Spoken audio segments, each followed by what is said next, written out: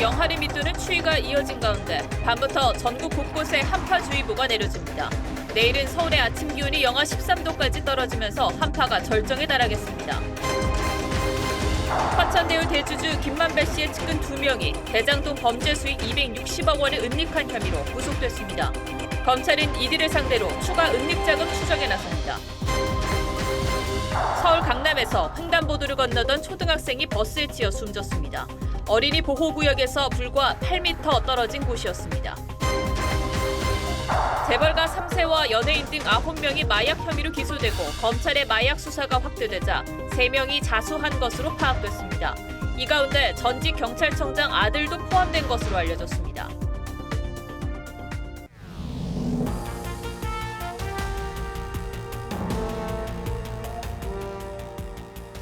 시청자 여러분 안녕하십니까? 뉴스7의 김명우입니다. 동장군이 단단히 화가 난 모양입니다. 전국 대부분 지역의 기온이 뚝 떨어졌는데 바람까지 강하게 불어 더 춥게 느껴집니다. 서해안과 제주도엔 1시간 동안 5cm가 넘는 폭설이 내렸습니다. 내일은 더 춥다는 예보인데 건강 유의하시기 바랍니다. 다음 주 초까지 아침 최저 기온이 영하 10도 이상 떨어지는 곳이 많다고 합니다. 광화문에 나가 있는 취재기자 연결하겠습니다. 자, 윤수아 기자, 지금 바깥 기온 어떻습니까? 네, 현재 이곳 광화문의 수온주는 영하 7도를 가리키고 있지만 초속 3m가 넘는 칼바람에 체감 온도는 영하 12도까지 뚝 떨어졌습니다. 이 한낮에도 영하권을 밑도는 날씨가 이어졌는데요. 이 쌓인 눈에 도로 곳곳이 얼어붙으면서 사고도 잇따랐습니다. 현재 서울과 전북, 경북을 중심으로 한파특보가 내려진 상태입니다. 경기도와 강원, 충청, 경상권에는 한파주의보가 확대 발효됐습니다. 충청과 호남, 제주는 10cm가 넘는 눈까지 내렸는데요. 모레까지 제주 산지엔 최고 50cm, 호남 서해안에는 25cm, 충남 내륙에는 15cm가 넘는 폭설이 예상되는 만큼 시설물 관리에 유의하셔야겠습니다. 내일은 더 춥다는 예보죠? 네, 일요일인 내일 서울의 아침 기온은 영하 13도, 체감 온도는 영하 20도까지 떨어지면서 이번 한파의 절정에 이를 것으로 보입니다. 대관령 영하 19도, 철원 영하 18도, 대전 영하 13도, 대구 영하 9도로 올겨울 들어 가장 춥겠습니다. 화요일 낮부터는 추위가 다소 풀리겠지만 한파와 폭설이 번갈아 내리는 변덕스러운 겨울 날씨는 다음 주 내내 이어질 전망입니다. 광화문 광장에서 TV조선 윤서아입니다. 대장동 의혹 사건의 핵심인 화천대유 대주주 김만배 씨와 관련해 김 씨의 조력자라 불리는 2명이 어젯밤 늦게 구속됐습니다.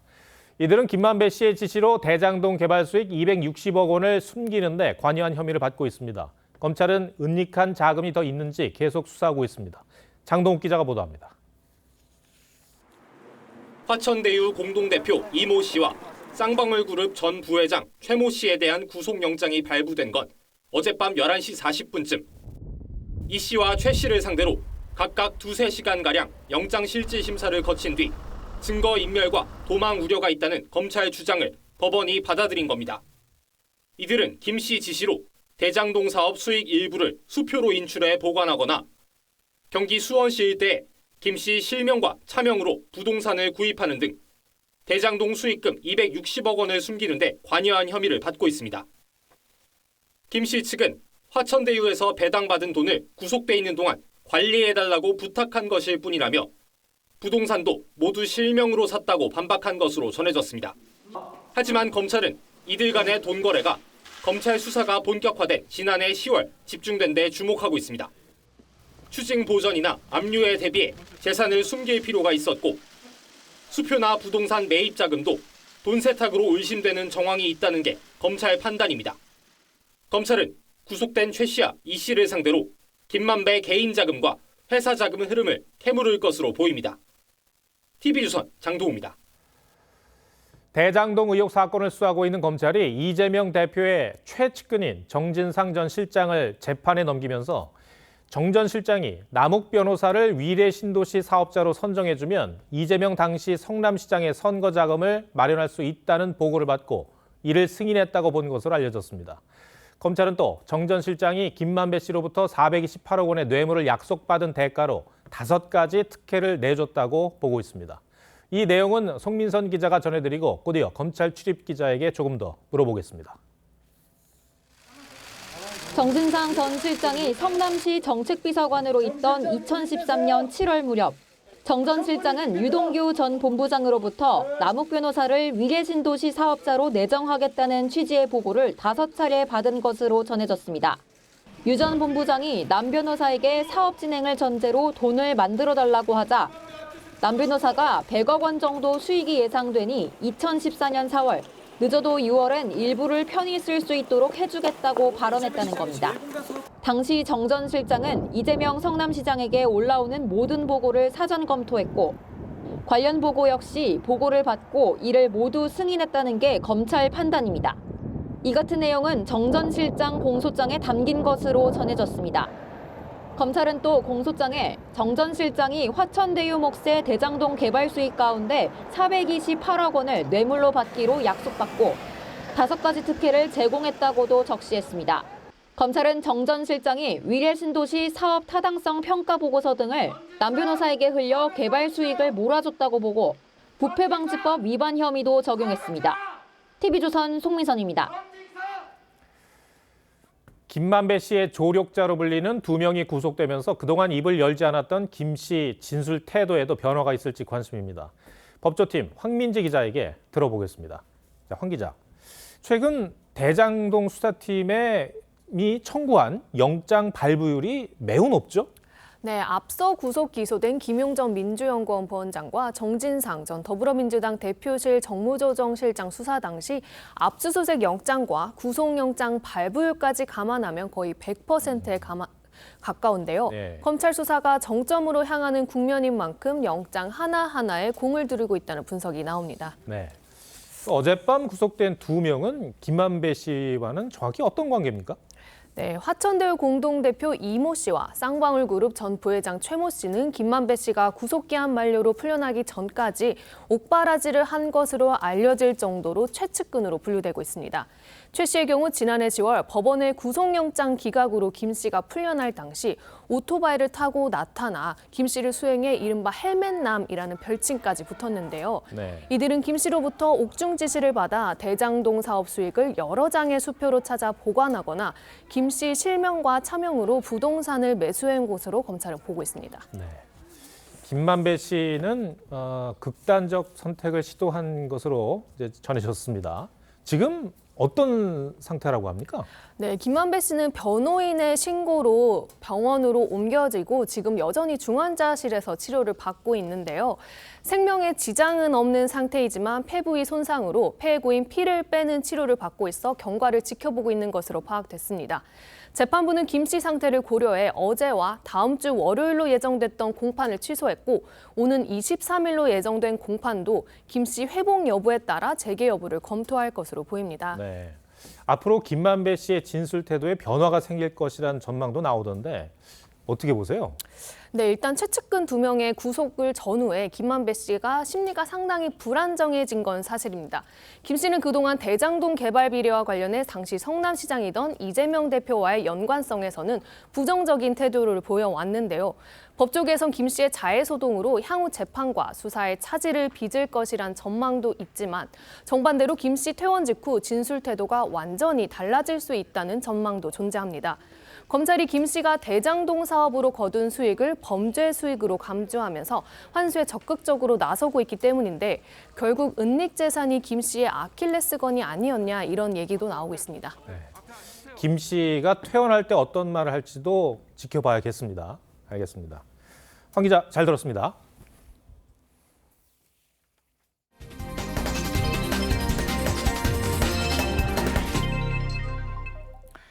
법정 시한을 보름이나 넘긴 내년도 예산안을 두고 여야의 평행선이 계속되고 있습니다. 여권에서는 투자를 유치하고 경제를 살리기 위해서 법인세 3%포인트 인하는 반드시 필요하다는 입장이지만 부자 감세라는 야당의 입장과는 너무 괴리가 커서 타협점 찾는 게 쉽지 않아 보입니다.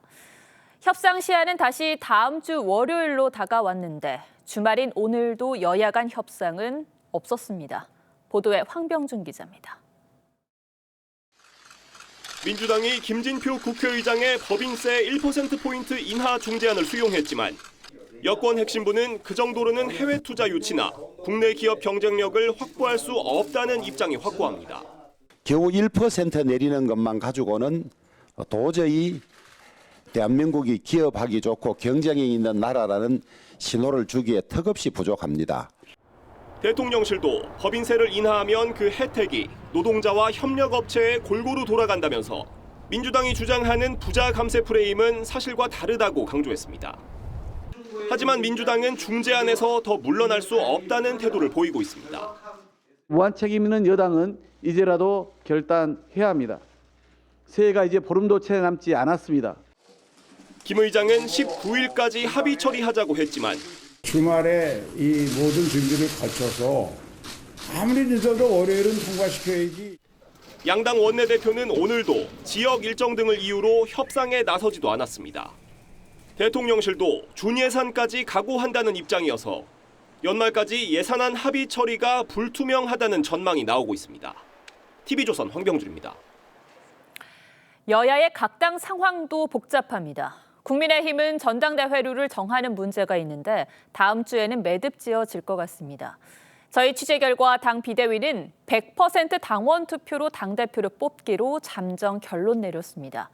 이렇게 되면 당에 대한 대통령의 영향력이 커지는 구조가 되고 당권 주자들의 융심 경쟁도 치열해지겠죠. 김태훈 기자입니다. 국민의힘 내부에서는 100% 당원 투표로 지도부를 구성해야 한다는데 이견이 거의 없는 분위기로 흐르고 있습니다. 전체 115명의 의원 중 초선과 재선 의원이 별도 모임을 통해 100% 당원 투표로 의견을 모았고 당원의 비중을 확대하자는데 의견을 일치했습니다. 그래서 나아가서 100% 당원을 하자는 의견이 대다수였습니다. 정당의 구성원인 당원들이 당 지도부를 구성하는 것은 당연하다. 중진 의원들도 대부분 찬성하면서 다음 주에 당헌 당규 개정 작업이 마무리될 예정입니다. 당권 주자들의 윤심 경쟁은 더욱 불붙고 있습니다. 김기현 의원은 친윤의 구심점인 장제원 의원과의 연대를 강화하고 있고 권성동 의원도 대선 때 조직을 정비하며 세불리기에 나서고 있습니다. 인수위원장을 지낸 안철수 의원도 당대표는 대통령과 호흡이 중요하다고 강조했습니다. 한편 정진석 비대위가 룰 개정 문제를 장기간 끌고 가면서 소모적인 논란을 낳고 있다는 비판과 관련해 나경원 전 의원은 오직 윤 정부 성공이라는 기준만 놓고 속도감 있게 결정을 내리라고 주문했습니다. TV조선 김태훈입니다. 민주당 상황은 더 복잡합니다. 복당과 예산안 그리고 사법 리스크 등 당내 현안을 두고 이견이 노출되면서 내분과 균열이라는 단어가 계속 따라붙고 있습니다. 국정조사로 대여 공세에 나서고는 있는데 내부는 여러 말들로 시끄럽습니다. 신유만 기자가 취재했습니다. 이재명 대표가 이태원 참사 희생자 영정 앞에 헌화합니다. 이 대표는 더 이상 국정조사를 늦출 수 없다며 야당 단독으로라도 시작하겠다고 했습니다. 다음 주부터는 국정조사도 정상 가동해야 합니다. 정부 여당은 비극적 참사 앞에서 정치적 계산을 앞세우지 말고 지도부가 대여 투쟁의 끈을 조여매고 있지만 당내에서는 이 대표의 사법 리스크를 둘러싼 반발 기류들이 점점 커지는 분위기입니다. 특히 이 대표가 추진했던 박지원 전 국정원장의 복당이 사실상 무산되면서 당 내부에서는 사당화에 대한 비판 여론도 강해지고 있습니다. 충청권의 한 중진 의원도 이 대표가 지푸라기 잡는 심정으로 옛날 정치인을 사법 리스크 호위무사로 데려오려고 한다며 복당 반대 입장을 분명히 했습니다. 민주당의 단독 예산안 처리에 대한 당내 반발도 만만치 않습니다.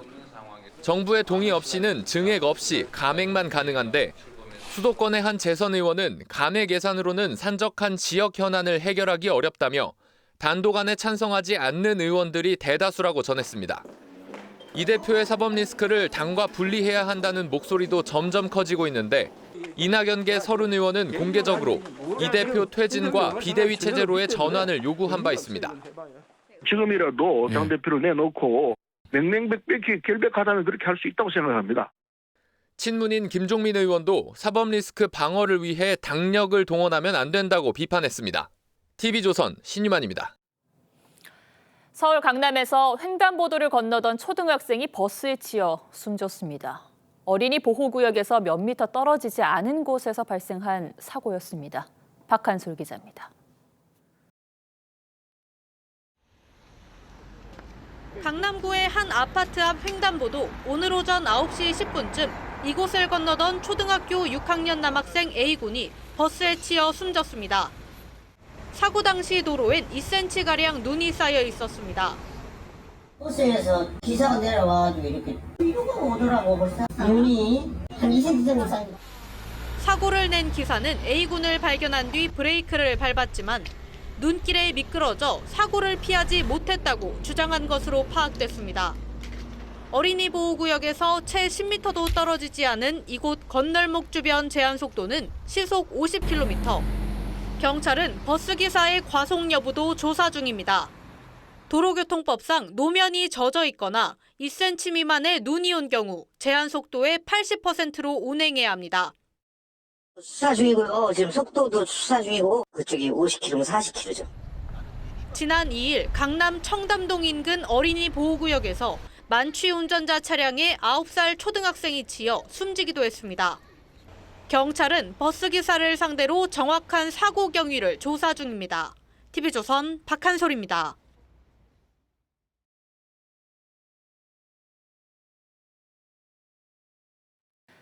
재벌 3세와 연예인 등이 마약 혐의로 기소되고 검찰의 마약 수사망이 점점 좁혀지자 또 다른 3명이 자수했습니다.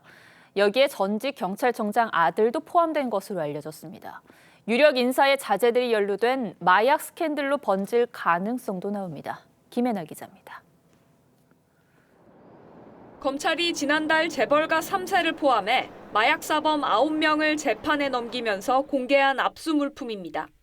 액상 형태의 대마와 대마 재배 텐트, 평범한 사전으로 위장한 소형 금고도 있습니다.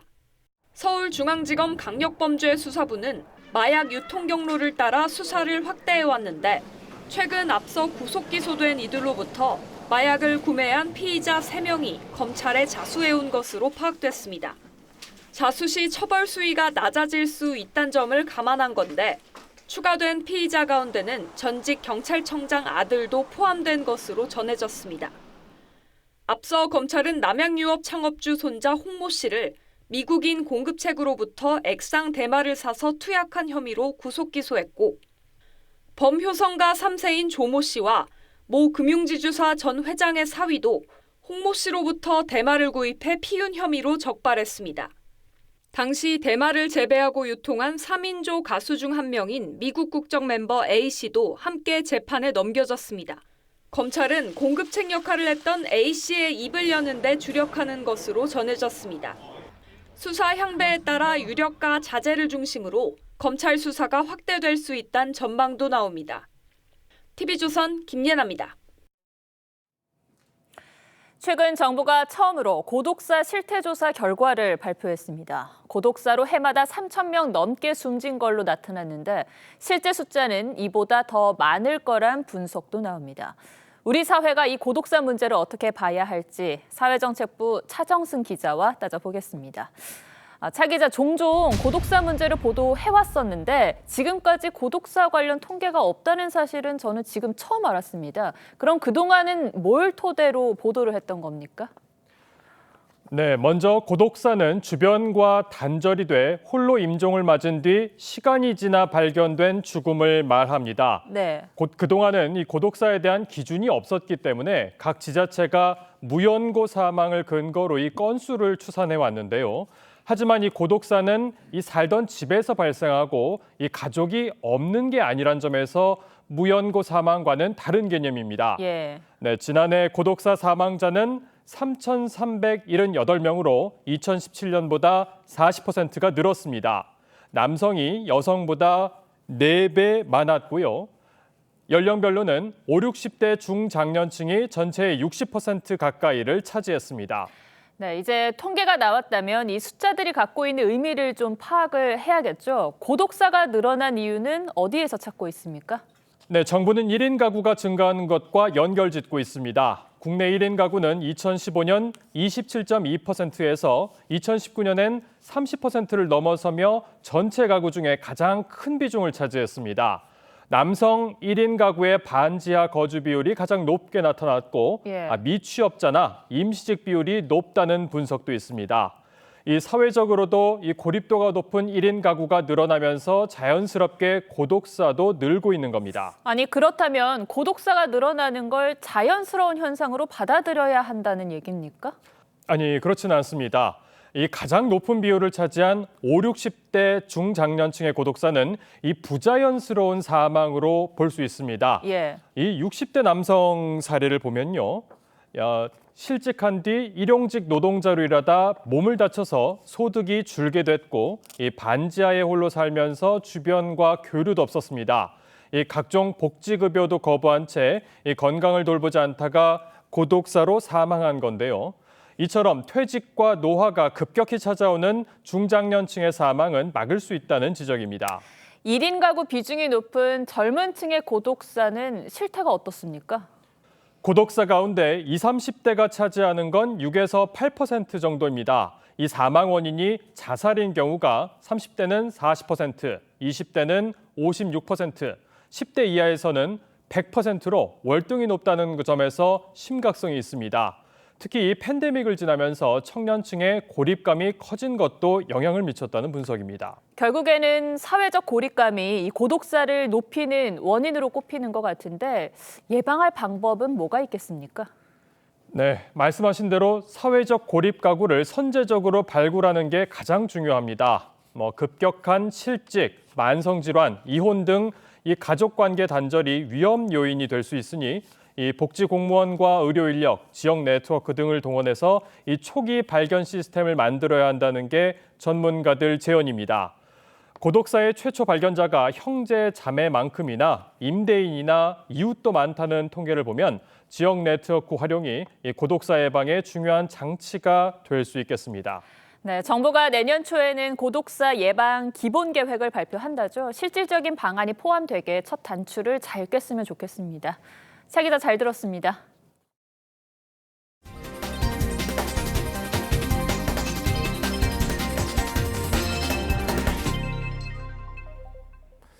한국 최초의 달 궤도선 다누리가 넉 달 반의 비행 끝에 달에 진입하기 위한 첫 기동을 시작했습니다. 임무의 성패가 이번 기동 성공에 달려 있다고 합니다. 이 진입 기동은 고난도 작업이라고 하는데 자세한 내용은 장혁수 기자가 설명하겠습니다. 지난 8월 미국에서 우주를 향해 힘차게 날아간 다누리. 많은 여정이 남아있지만 오늘 달을 향한 첫 걸음을 성공적으로 내디딜 수 있어 매우 기쁘게 생각합니다. 출발한 지 135일 만에 594만 킬로미터를 항해하며 달까지 약 100킬로미터만을 남겨뒀습니다. 다누리는 오늘 새벽 2시 45분쯤 본격적으로 달 궤도에 진입하기 위한 첫 발을 뗐습니다. 성공을 위해선 시속 3,600km로 이동하는 달 궤도에 시속 8,000km로 움직이는 다누리의 속도를 줄여 진입해야 합니다. 한국항공우주연구원 측은 약 13분가량 추력기를 통해 속도를 줄였다며 감속과 동시에 목표한 위치를 맞춰야 하는 만큼 고난도의 작업이었다고 설명했습니다. 저희가 처음 해보는 감속 기동이니까 그런 부분이 좀 아무래도 부담스러웠고.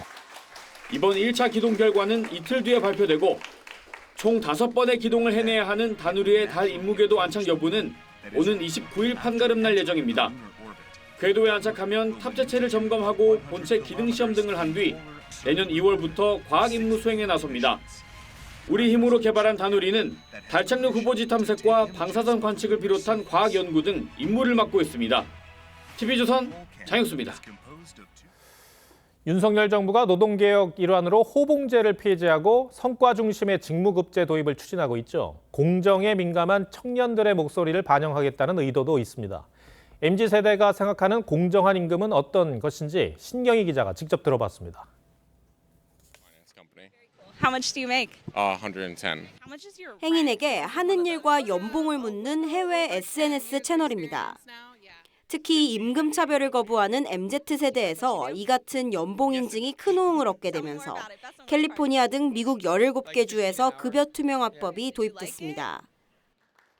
국내에서도 공정한 임금 체계에 대한 요구는 커지고 있습니다. 연공성보다는 성과를 중심으로 한 임금 체계의 도입을 지지합니다. 정부도 호봉제 대신 성과 중심의 직무급제 전환을 추진하고 있습니다.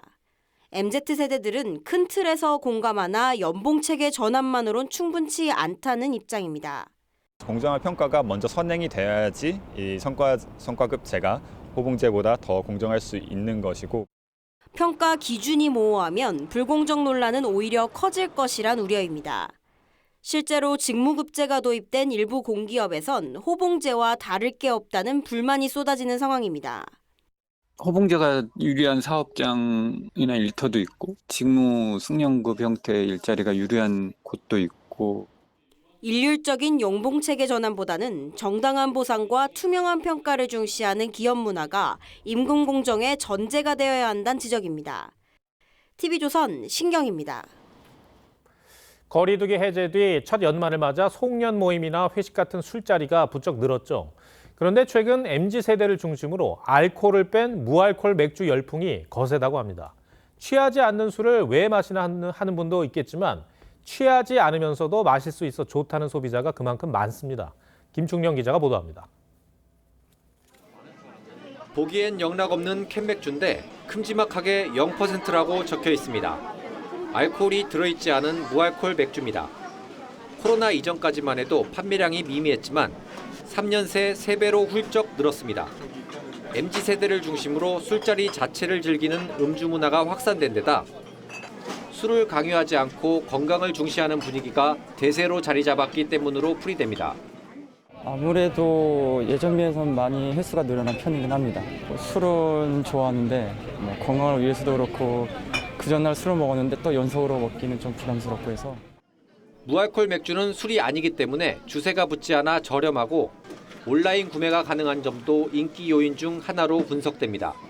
아예 못 먹는 사람들이 되게 제한적으로 먹는 시장이었는 것 같은데, 이제는 이미 술을 마시는 소비자들도 무알콜 맥주를 하나의 그 소비 옵션으로. 다만 무알콜 맥주로 불리더라도 알코올이 아예 없으면 무알콜, 1% 미만이면 비알콜로 분류됩니다. 미량이지만 알코올이 있고 당류도 제거된 게 아니기 때문에 임산부, 당뇨 환자 등은 과다 섭취에 주의가 필요하다는 지적도 나옵니다.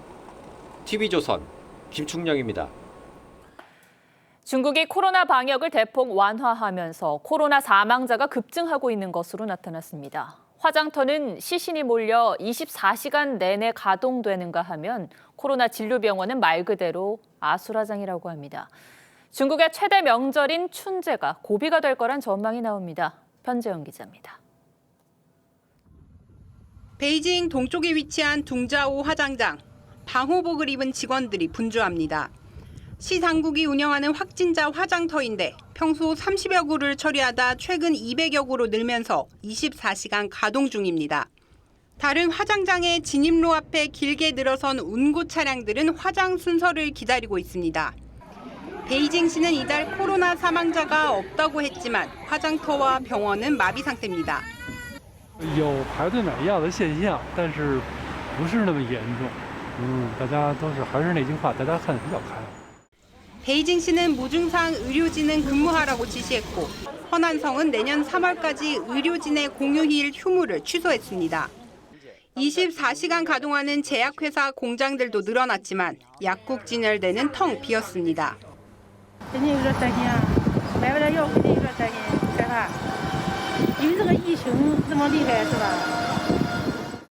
이대로라면 100만 명의 사망자가 나올 수 있다는 홍콩 한 대학의 연구 결과가 발표된 가운데 다음 달 인구의 대이동이 시작되는 춘제 연휴를 앞두고 중국 당국은 비상이 걸렸습니다. TV조선 변재영입니다. 독일의 한 호텔에 있던 초대형 수족관이 새벽에 갑자기 폭발했습니다. 투숙객들은 긴급 대피했는데 수족관 안에 있던 물이 쓰나미처럼 쏟아져 나왔고 물고기들도 다 죽었습니다. 이유진 기자입니다.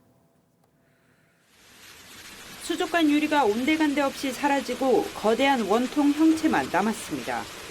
호텔 로비엔 잔해와 집기가 나뒹굽니다.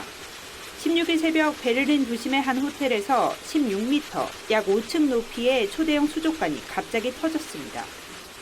I heard like big explosion in the morning. It was see that everything with water and everything is huge destroyed. 100만 리터의 소금물이 한꺼번에 쏟아져 내렸고 로비에 있던 가구들과 호텔 출입문까지 수압에 밀려나와 도로가 아수라장이 됐습니다. 2명이 다쳤고 수족관에 살던 열대어 1,500마리가 떼죽음을 당했습니다.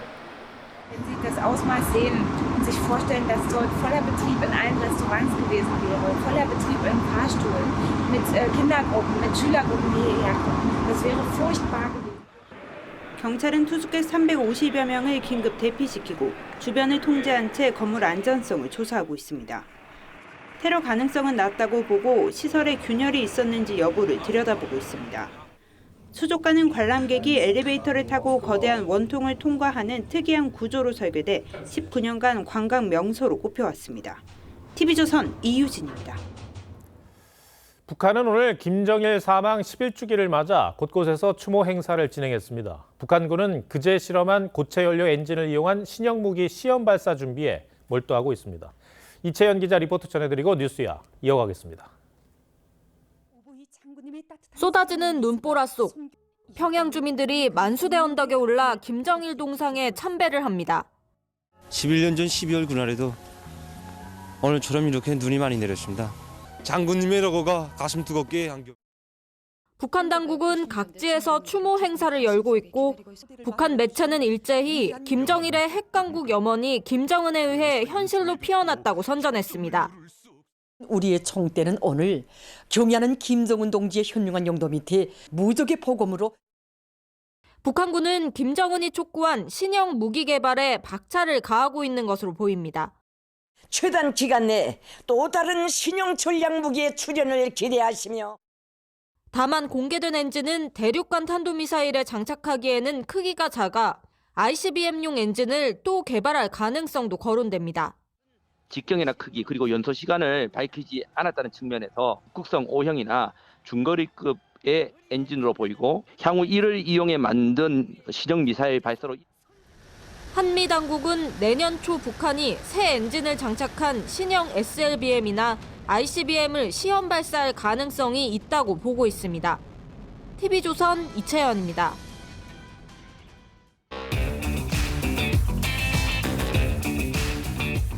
뉴스야 시작합니다. 정치부 이채림 기자 나와 있습니다. 첫 번째 물음표 볼까요? 네, 첫 번째 물음표는 김경수가 양심수입니다. 저희가 김경수 전 지사에 대해서 복권 없는 사면이 추진되고 있다는 단독 보도를 해드렸잖아요. 이후에 김 전 지사는 사면이나 가석방을 부인한다 이런 입장을 냈었고요. 그런데 그 이유는 어떻습니까? 네, 김 전 지사는 말씀하신 대로 저희 보도 직후에 이 자필로 쓴 불원서를 공개하면서 거듭 무죄를 주장했죠. 무엇이 진실인지 그 최종적인 판단은 이제 국민들의 몫으로 남겨드려야 될 것 같습니다. 정치적 판결의 희생양이다 이런 주장인데 그런데 1심, 2심, 3심 모든 재판부가 유죄 선고를 했잖아요. 네, 유죄로 입증된 이 사실관계를 보면요. 김 전 지사는 문재인 대통령이 당선된 2017년 대선 직전에 드루킹 일당과 공모해서 댓글을 대규모로 조작한 게 모두 사실로 인정이 됐습니다.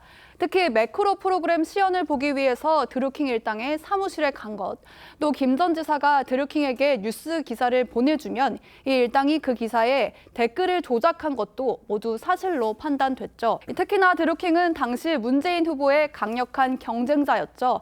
이 안철수 후보의 지지율이 상승세를 탔을 때 5일 연속 안철수는 MB 아바타다 이런 네거티브 공격을 했다고 자인한 바 있습니다. 이런 영향이었는지 그 이후부터 안 후보의 지지율은 20%대까지 뚝 떨어졌습니다. TV토론에서 이 안 후보의 자책골이었다 이런 평가가 있었던 바로 이 장면이 나온 것도 댓글 조작의 연장선이었습니다. 제가 MB 아바타입니까? 제가 MB 아바타입니까?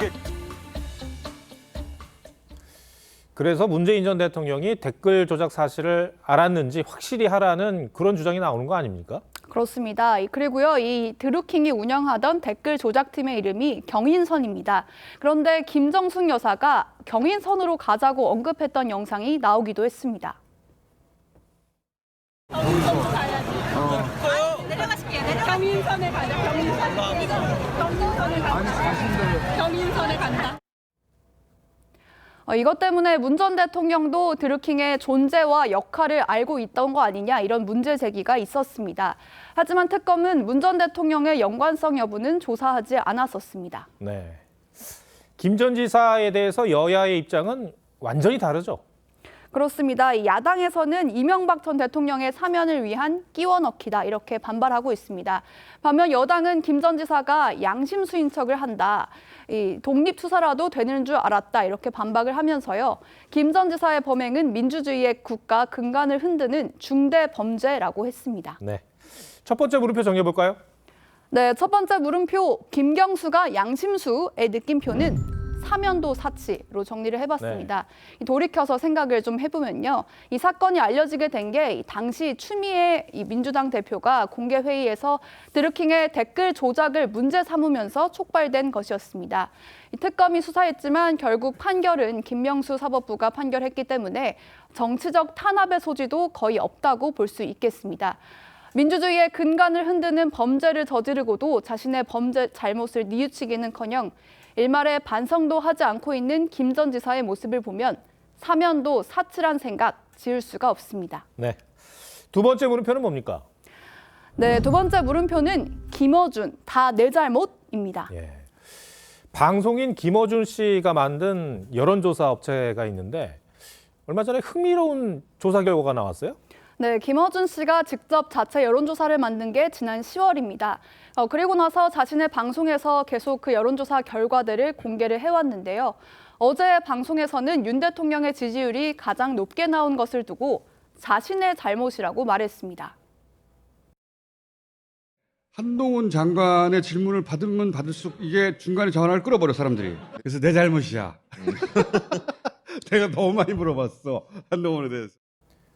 그러니까 질문지 구성상 한동훈 장관에 대한 질문이 많았고 그러니까 민주당 지지층은 한 장관이 뭐 좋지 않으니까 전화를 중간에 끊었다는 얘기고 보수층 답변만이 있다 보니까 결국은 뭐 결과가 왜곡됐다 이런 의미 아닌가요?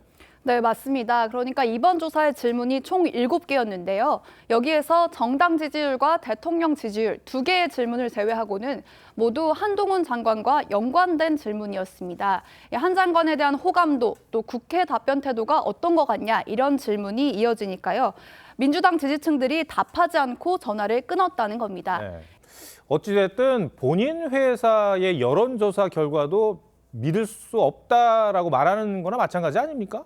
그렇습니다. 이 김 씨는 그동안에 이 지난 대선 이후에 여론조사가 유권자들에게 가스라이팅을 했다. 그래서 선거에 큰 영향을 미쳤다. 이렇게 말을 하면서 이걸 여론조사 기관이 설립의 명분으로 삼기도 했습니다. 그러면서 믿을 수 있는 여론조사를 하겠다고 했는데 정작 자신이 실시한 여론조사에 대해서도 부정확하다고 자인한 셈이 됐습니다. 네, 알겠습니다. 두 번째 물음표도 정리해 볼까요? 네, 두 번째 물음표 김어준 다 내 잘못의 느낌표는 음모론 퇴출 시대로 하겠습니다. 네. 그동안에 김 씨는 보수 진영을 겨냥한 각종 음모설의 진앙지라는 평을 받아왔습니다. 여기 좀 정리를 해봤는데 예. 뭐 세월호 고의 침몰설이라든지 아니면 이용수 할머니 기자회견에 배후가 있다. 18대 대선에 개표에 조작이 된 정황이 있다. 뭐 이런 음모론들을 계속해서 제기를 해왔죠. 이걸 특히 세금으로 운영되는 TBS 교통방송을 통해서 근거 없는 음모론들을 만들고 또 유통시켜 왔습니다. 내년부터는 방송에서 하차하게 되면서 공식 채널에서는 이런 음모론이 퇴출되는 건데요. 자신이 운영하는 여론조사 기관을 통해서 어떤 공세를 펼게 될지 이제 거짓 성동의 시대는 막을 내렸으면 하는 바람입니다. 알겠습니다. 이채림 기자 오늘 설명 잘 들었습니다.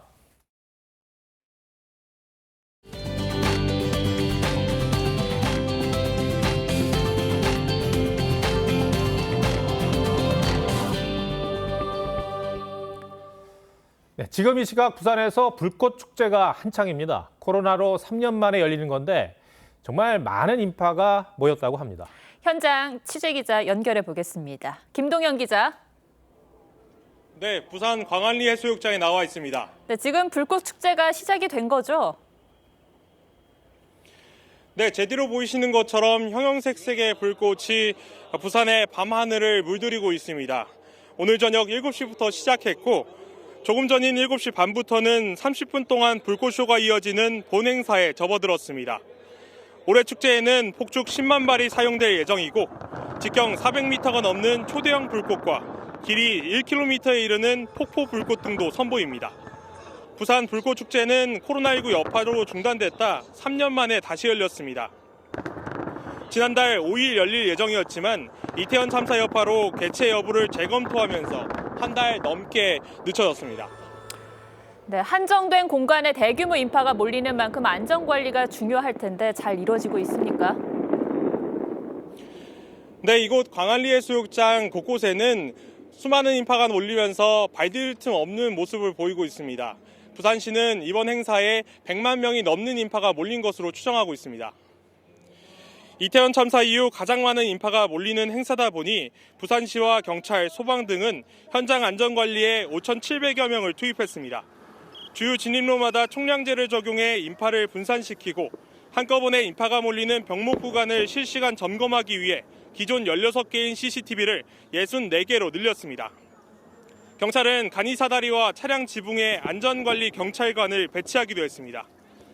아직까지 별다른 안전사고는 발생하지 않고 있습니다. 부산교통공사는 행사가 끝나는 시간 등에 대비해 전철 240편을 추가 배치했습니다. TV조선 김동열입니다.